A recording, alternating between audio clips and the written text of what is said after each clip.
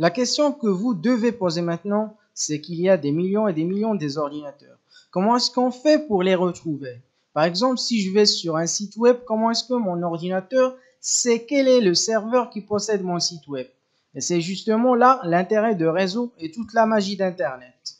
Comme il y a des millions et des millions d'ordinateurs à la fois, clients et serveurs, il faut être capable d'identifier ces machines.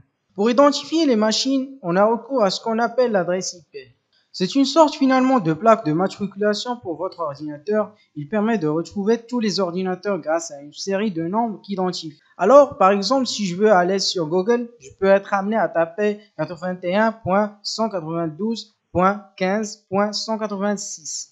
Et je vais directement récupérer le site web de la page d'accueil de Google. Bien sûr, vous allez me dire retenir des chiffres comme ça, c'est un peu compliqué.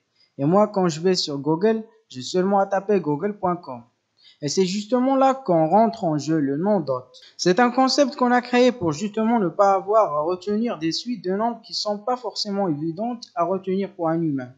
C'est ce qu'on appelle ici un nom de domaine qui permet d'associer finalement une adresse IP avec un texte facile à retenir. Finalement, on a ce schéma qui explique pas mal de choses. Ce qui se passe en fait, c'est que vous tapez google.com dans votre navigateur et du coup votre ordinateur passe une requête au serveur DNS qui va traduire google.com en une suite de nombres qui représentent l'adresse IP correspondante au serveur Google.